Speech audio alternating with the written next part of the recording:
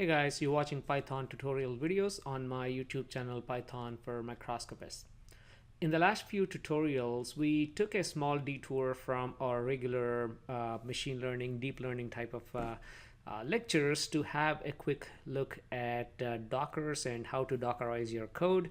But now let's get back to our neural networks deep learning topic with special emphasis on autoencoders and what they are used for.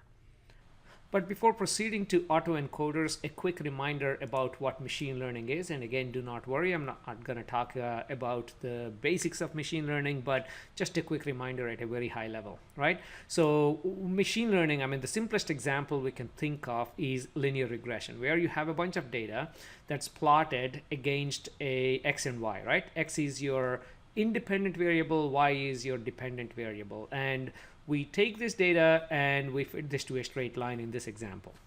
So this is a simple linear regression. A bunch of data is represented by a function. So now instead of all of this data, carrying on my flash drive, now I can just carry this y equals whatever that x plus 2.55, right?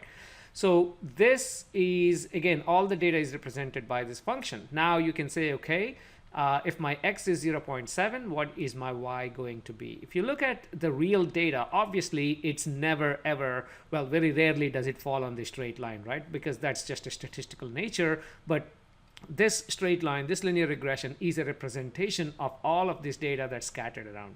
Similarly, neural network represents the relationship between your input data and the output data. You can think of as x and y. So neural network represents this relationship as a function. That's all it is. Except the function is not just a simple linear function for neural networks. It's a function of a function, and it depends on how deep the neural networks are. But in summary, this is exactly what it is. You have a bunch of known data and you're trying to fit it to something. So in future, when you have unknown data, you can predict what the outcome is going to be. Now, I just put examples of a few architectures here. Again, neural networks, there are many architectures. In fact, I think in one of the previous tutorials, we actually looked at CNNs and UNet architectures. But again, I think I showed you this slide earlier, showing you a few examples of LeNet, AlexNet, VGG, GoogleNet. As you can see, it now starts to get a bit more complicated. Inception is a bit more complicated, and so on. So in fact, here you can actually see a plot showing the accuracy versus the amount of operations that are required for single forward pass. Yeah, these are in millions, as you can see, as you're going here. So as the computing ability improves, we can expect the network architectures to actually get more and more complex. In fact, that's because many of our life challenges that we're trying to solve using machine learning are very complex. So autoencoders are such neural networks, okay, where you have a specific type of architecture. In fact, it's not this complicated, so don't worry about it. So autoencoders are neural networks where the architecture itself is designed such a way where the target output is the input. If that doesn't make sense, let me use a graphic to kind of explain that. So here is a graphic that summarizes that. Yeah, on the left-hand side, there are steps to encode the input data. In this case, I called it input image. It can be any input stream of data. It can be audio files if you want. Okay, so the input data is encoded into a much smaller dimension, and they can be decoded then to reconstruct the original input image. Okay, so if you have for example, an Einstein image here going into this input image, by the time it's actually at this stage right in the middle, your 256 by 256 image can be can be just represented by 4 by 4 pixels. Okay, now how is that possible? How can we get our reconstructed image back? Because as you're doing this process, you're obviously training the network, so the weights and biases are adjusted accordingly.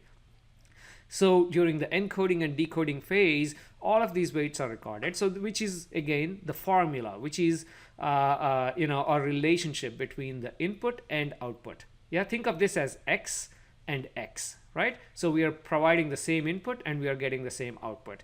Now you can see in this example, my output Einstein is a bit low contrast and a bit darker compared to the input Einstein image here. That's to tell you that the output is very rarely equal to the input itself. Statistically, it may happen, but that's not possible in nature, right? I mean, the output is never same as the input because you have some sort of a reconstruction loss as you go through this process. And by the way, you can actually look at this reconstruction loss and also design a system that actually detects your anomalies in your input data. Again, I'll show a quick example in a minute, but the whole point of autoencoders is you have input data, that input data is reconstructed back. Just gave you a quick example here. For example, you see the model here, I have 8 3 by 3 activation ReLU function, padding equals to same. During the deconvolving phases, I'm doing exactly the same operation, except instead of max pooling, I'm doing upsampling, right? So max pooling means you're actually applying a 2 by 2 mask, I should say, or 2 by 2 matrix, for example, and then you're running it along this image. Again, please learn more about convolutions and all of that. That's a different, out of the scope of this tutorial. But when you're applying this max pooling, you're in a way downsampling, and we need to upsample it back to get the same dimensions. So anyway, that's pretty much it. And how does the code actually look like? We'll look at that in the next tutorial. But for now, just to show you this one line where we are fitting the model, we are fitting, typically this would be X and Y, right? So in this case, this is X and X, that's it. Okay, and then the model is fit. So this is autoencoders. Now you may ask the question, why in the world would you like to do this? What's the purpose of reconstructing the original image? What's the purpose? So let me just give you a few examples, okay? So one example that's relevant to microscopy is noise reduction, or relevant to image processing in general is noise reduction. For example, what if you actually feed the network a whole bunch of images that are noisy and corresponding images that are clean? So if I go back, in this case, the X and X are not really X and X, X and Y, but think of X as a noisy image and Y as the clean image. If you train the network on a whole bunch of images, for example, you may have a whole lot of confocal images that are a bit noisy, and then also clean images, let's say, and you feed the network, you train it. In future, when you actually have confocal images with noise, you can just use this trained model to clean it up. Okay, so that's one example. Another example is anomaly detection. Now you can use this in a image format also. I'm just intentionally not showing you an image example, but hopefully yet relatable. So let's say you have a whole bunch of data streams that you're collecting. For example, you have a LSM microscope. Okay, and you're monitoring a few things. You're monitoring, the output intensity. You're monitoring the detector. You're monitoring, the laser power, for example. A whole bunch of things that you're monitoring. If you have a scanning electron microscope, let's say you're monitoring, vacuum. You're monitoring something else, the saturation temperature.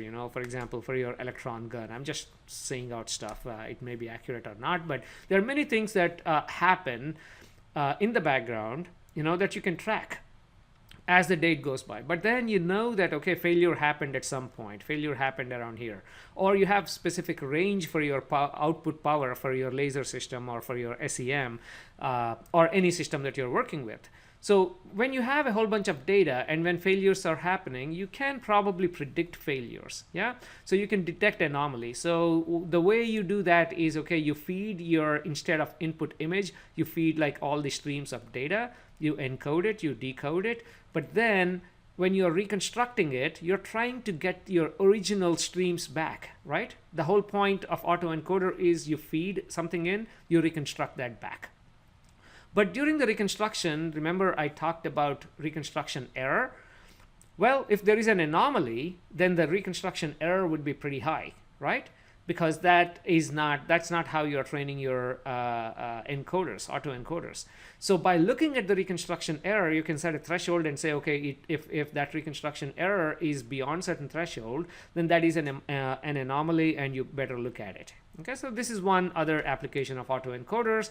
Another one is domain adaptation. What that means is, again, going back to this equation, you're fitting your x and x, but then you're cheating the algorithm, you're tricking the system by telling that this is x, but in reality that's not x. That can be something else. So that's the example here.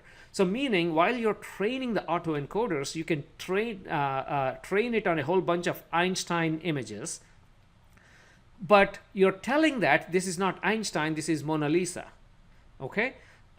So your X is Einstein, your Y is Mona Lisa, but when you reconstruct it, okay, then if you have enough data points, then you can supply an Einstein image at any point, and then it reconstructs a Mona Lisa picture that corresponds to the input Einstein image. If that doesn't make sense, let me give you a microscopy example. Okay, let's say you have a whole bunch of images from your samples collected on a confocal microscope. Okay, and on the same sample, you probably have images. Let's say you have images from a high resolution scanning electron microscope, or even a TEM, okay, a cryo TEM, for example. So now you have a light microscope image and how it looks like under an electron microscope.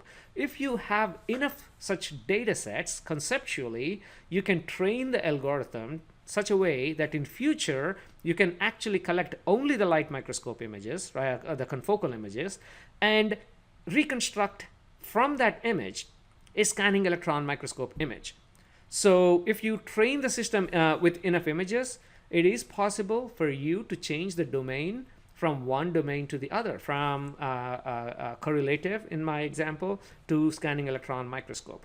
And certain people are trying to achieve that. Autoencoders is a simple way, but again, if you are interested in doing something like that, please look into domain adaptation. I do not have a lot of skill in this region. In fact, I mean, in reality, I never looked at this field. This is a very emerging field, but I plan on showing this example in my upcoming videos. Maybe not the next one, but the one after or so. So please stay tuned. Okay, so that's domain adaptation. And finally, image colorization is another area where autoencoders have been used, and I'll also show you this example later on, where you train this, again, you create a model by training on a whole bunch of black and white or gray level images and corresponding color images. Okay, eventually when you feed a gray level image, then it's going to reconstruct a color image, or it colorizes your black and white images. Okay, this is another example that you can do, and all of this are based on one thing and one thing only, which is instead of giving x and x, we are giving x and the other x. We are tricking the system that it is not the same image, but it is a different image. So you're giving one and you're reconstructing the other. Okay, so I hope you now have a good understanding of what autoencoders are.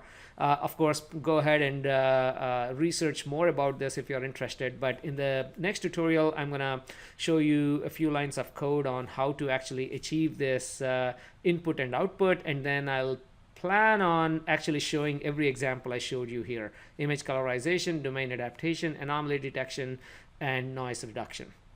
Okay, so please stay tuned, and if you like this tutorial, please go ahead and like it, like this video, and do not forget to subscribe to my channel, because that definitely keeps me encouraged to create more content. Thank you very much.